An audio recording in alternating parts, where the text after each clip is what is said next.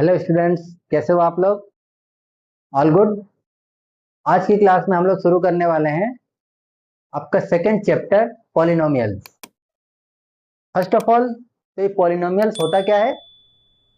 आपको poly means होता है more than one. Poly means more than one. और नोमियल, पॉलिनोमियल में नोमियल जो है टर्म्स। तो जिस भी मैथमेटिकल एक्सप्रेशन में मोर देन वन टर्म्स होंगे उनको हम पॉलिनोमियल बोल सकते हैं। यहाँ पर पॉलिनोमियल आपका एक वेरिएबल में ही है। आपके सिलेबस में सिर्फ एक वेरिएबल में पॉलिनोमियल है।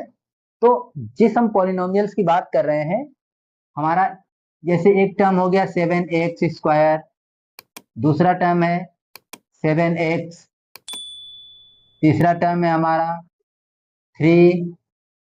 अब देखिए, ये single term single term single term, ये सभी टर्म्स मिलके, तीन टर्म्स मिलके हमारा पॉलिनोमियल्स बन रहे हैं। हम यहाँ पे x³ भी लिख सकते हैं। ये हमारा पॉलिनोमियल्स है। इसमें एक से ज्यादा टर्म्स हैं। वेरिएबल एक ही है लेकिन टर्म्स एक से ज्यादा है, तो इसीलिए हम इनको बोलते हैं पॉलिनोमियल, मीन्स एक से ज्यादा टर्म्स वाले। अब पॉलिनोमियल्स हमारे समझ में आ गए। एक सिंगल वेरिएबल में ये x आपका वेरिएबल है और 7 इसका कोफिशिएंट है। सिमिलरली यहाँ पे एक वेरिएबल है और ये आपका कोफिशिएंट है इसका। यहाँ पर ये वेरिएबल है, इसकी पावर 3 है। ठीक है, आपको वेरिएबल समझ में आया? अब देखिए, वेरिएबल और कोफिशिएंट क्या होते हैं। इस टर्म में हमारा 7x² प्लस 7x ले, तो ये हमारा कोफिशिएंट है। और जो x है वेरिएबल है। वेरिएबल क्यों है? क्योंकि इसकी वैल्यू हमें मालूम नहीं है। इसकी वैल्यू हम निकालेंगे तो अब हमें पता चलेगा कि इसकी वैल्यू क्या हो सकती है, वेरी कर सकती है। हम जो हमारा आगे इसका एक्सप्रेशन का +1 या 0 या जो कुछ दिया होगा इज इक्वल टू में, उसके अकॉर्डिंग हमारा यहाँ पे वैल्यू इसका चेंज हो सकता है।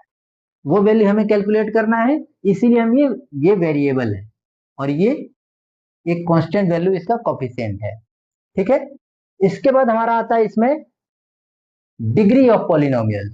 अब डिग्री ऑफ पॉलिनोमियल्स क्या होता है? पॉलिनोमियल ने कौन सी पढ़ाई करी है या कौन सा डिग्री हासिल किया है वो देखते हैं। डिग्री ऑफ पॉलिनोमियल, कोई भी हमारा पॉलिनोमियल है, जनरली हम पॉलिनोमियल को पी एक्स से डिनोट करते हैं अगर ये एक वेरिएबल में है, सिंगल वेरिएबल में है। अगर ये दो वेरिएबल में होता, एक्स और वाई, तो हम इसे एक्स वाई भी लिख सकते थे। इससे हमें पता चलता है कि हमारा जो पॉलिनोमियल है वो एक्स और वाई के वेरिएबल में है। आपके सिलेबस में एक ही वेरिएबल में है, इसीलिए हम इसको पी एक्स से डिनोट करेंगे सब जगह। P x is equal to 2x² plus 3x plus 4x³ plus 4। ये पॉलिनोमियल हम कंसीडर करते हैं। तो इसमें डिग्री ऑफ पॉलिनोमियल क्या होता है? किसी भी पॉलिनोमियल का जो हाईएस्ट पावर होता है वही डिग्री ऑफ पॉलिनोमियल होता है। इस केस में देखिए, आपका x², यहाँ पे 2 पावर है, यहाँ पे पावर 1 है, यहाँ पे देखें तो x की पावर 0 है और ये x की पावर 3 है। तो ये इस वाले पॉलिनोमियल में जो हमारा डिग्री ऑफ पॉलिनोमियल होगा, डिग्री ऑफ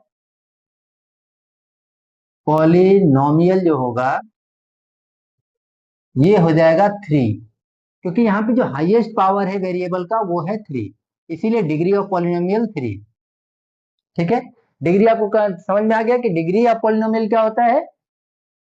एक्सप्रेशन में, पॉलिनोमियल में जो हमारा हाईएस्ट पावर ऑफ एक वेरिएबल होगा वही हमारा डिग्री ऑफ पॉलिनोमियल होगा। अच्छा, डिग्री और डिग्री के बेस पे हम पॉलिनोमियल को कैटेगराइज करते हैं। कितनी कैटेगरी हो सकती है पॉलिनोमियल्स की, वो एक बार देखते हैं। सपोज करिए, पॉलिनोमियल ऑफ, फर्स्ट हमारा कंडीशन है पॉलिनोमियल ऑफ डिग्री 1। ये हमारा कौन सा पॉलिनोमियल होगा? इसको हम बोलेंगे linear polynomial. Linear polynomial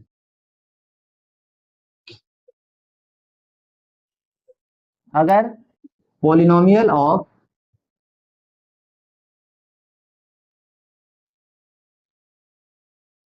degree 2, इसको हम क्या बोलेंगे?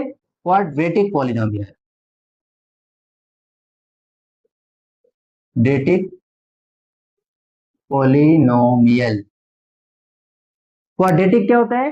क्वाड्रेटिक एक हमारा ग्रीक वर्ड है जिसका मीनिंग होता है स्क्वायर। आपको पता है स्क्वायर का मतलब पावर 2। तो जो पॉलिनोमियल डिग्री 2 वाले होंगे उनको हम बोलेंगे quadratic polynomial. Similarly polynomial of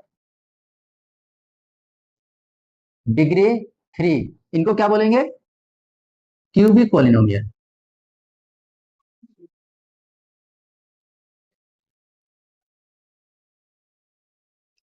cubic polynomial. अगर पॉलिनोमियल का डिग्री 4 हो तो ये हमारा होगा by quadratic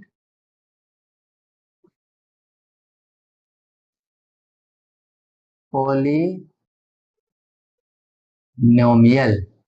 by quadratic polynomial. अब इन पॉलिनोमियल्स को आपके क्वेश्चंस में जो एमसीक्यू क्वेश्चंस आते हैं उसमें ग्राफ या पॉलिनोमियल्स का एक्सप्रेशन देकर के आपसे एग्जाम में पूछा जा सकता है कि इसका डिग्री क्या, पॉलिनोमियल क्या है, इस पॉलिनोमियल का डिग्री क्या है और इसके नंबर ऑफ जीरोज क्या हो सकते हैं।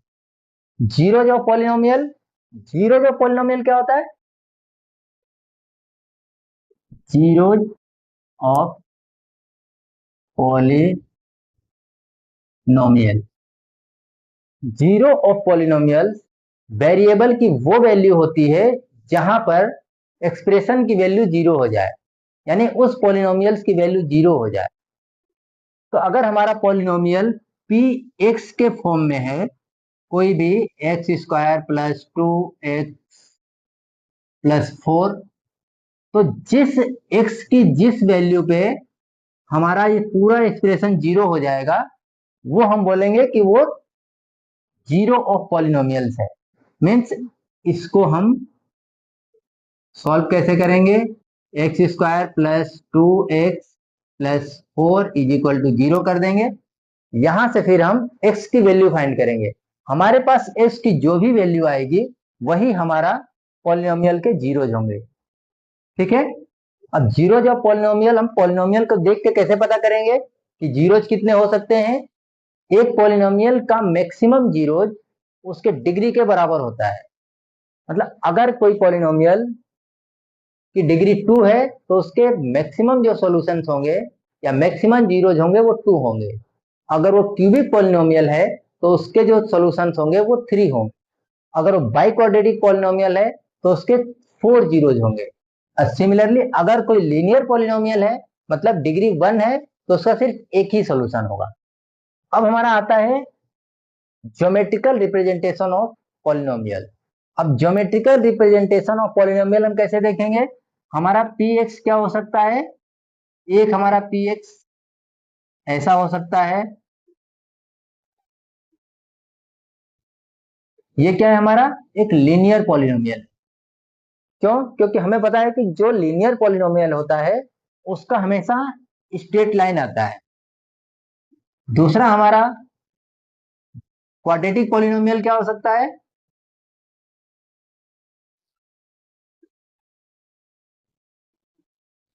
ये आ सकता है। यहां पर हमारे नंबर ऑफ जीरोज कितने मिलेंगे? 2। यहां पे हमारे नंबर ऑफ जीरोज कितने मिलेंगे? 1। ये पी एक्स है। पी एक्स के टर्म में मतलब पॉलिनोमियल का जो एक्सप्रेशन है उसका ग्राफ एक्स एक्सिस को जितनी बार कट करेगा वही हमारा नंबर ऑफ जीरोज होगा। ये नंबर ऑफ जीरोज यहाँ पे 2 बार कट कर रहा है तो यहाँ पे नंबर ऑफ जीरोज 2 होंगे। मतलब ये क्वाड्रेटिक पॉलिनोमियल है। एक और देखिए इसमें क्वाड्रेटिक पॉलिनोमियल का एक और एग्जांपल। हमारा ग्राफ कुछ इस तरह है।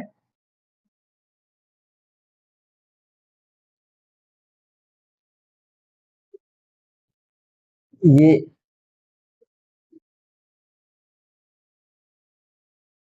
ये भी क्वाड्रेटिक पॉलिनोमियल ही है, लेकिन इसका जो जीरो है वो 1 है, दोनों जीरो इक्वल हैं, इसके दोनों जीरो एक ही पॉइंट पे हैं, लेकिन ये भी एक क्वाड्रेटिक पॉलिनोमियल ही है। ठीक है, कंफ्यूज नहीं होना है इस वाले में और इस वाले में, क्योंकि यहाँ पर भी ये टच कर रहा है, टच करके जा रहा है ग्राफ, मतलब यहाँ पे इसके दो सॉल्यूशन है।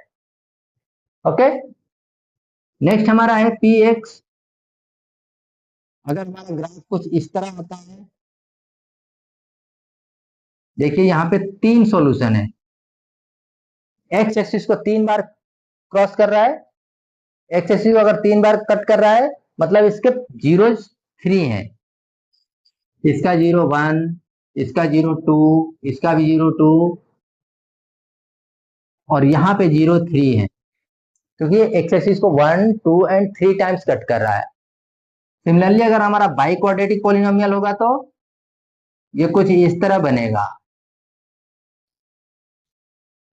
ये 4 टाइम्स कट कर रहा है, 1 2 3 एंड 4, यहां पर नंबर ऑफ जीरोज हमारे 4 होंगे। ये एक बाई क्वाड्रेटिक पॉलिनोमियल है। इस तरह के ग्राफ आकर के आपके एग्जाम्स में आपसे क्वेश्चन इस तरह हो सकता है कि ये कौन सा पॉलिनोमियल है, या डिग्री ऑफ पॉलिनोमियल बताइए। यहां से आपका डिग्री ऑफ पॉलिनोमियल या फिर जीरोज ऑफ पॉलिनोमियल पूछ सकते हैं एग्जाम में। तो जीरो अगर पूछेगा तो भी 1 0 है, इसमें 2 0 है, वहां पर भी 2 0 है, ये 3 0 4 0। अगर डिग्री ऑफ पॉलिनोमियल पूछता है तो भी यहाँ से आपका कंफर्म हो गया, ये 3 टाइम्स कट कर रहा है, मतलब इसका डिग्री जो है 3 है। ये 2 टाइम्स कट कर रहा है तो इसका डिग्री 2 है, ये 3 टाइम्स कट कर रहा है तो इसका डिग्री भी 3 है। नेक्स्ट है आपका जीरो ऑफ पॉलिनोमियल कंप्लीट हो गया, कोफिशिएंट ऑफ पॉलिनोमियल आप समझ गए। आपने देखा coefficient of polynomial and zeros of polynomial, दोनों आपको क्लियर हो चुका है। अब हमारा टॉपिक है relation between zeros and coefficient of a polynomial. Relation between zeros and coefficient of a polynomial. हमारा एक पॉलिनोमियल लेते हैं, पी एक्स का general form A X square plus B X plus C, ये आपका पॉलिनोमियल का general form है। ये क्वाड्रेटिक पॉलिनोमियल ही लिया है, क्योंकि आपके सिलेबस में क्वाड्रेटिक पॉलिनोमियल तक का ही सॉल्यूशन है। ओके, तो इससे लेके ये हमारा एक पॉलिनोमियल है, और हमारा जो जीरोज होते हैं, हमेशा हम जीरोज को अल्फा एंड बीटा से डिनोट करते हैं। Let alpha beta be the zeros of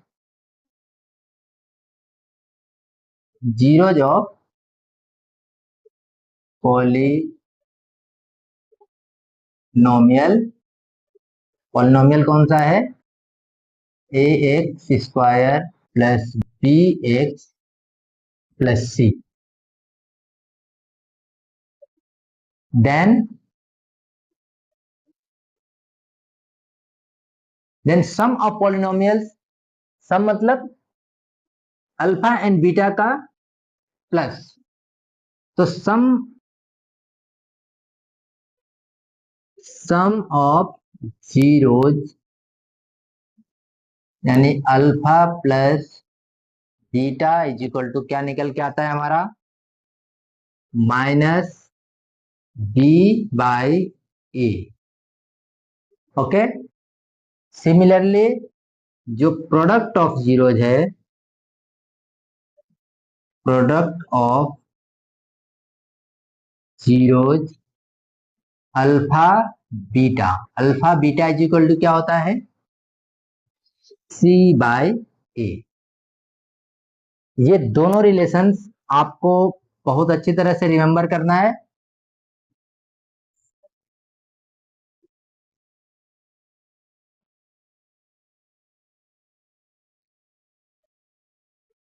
क्योंकि इसके बेस पे क्वेश्चंस आपके जरूर आते हैं। ठीक है, पॉलिनोमियल का इंट्रोडक्शन चैप्टर हमारा फिनिश हुआ।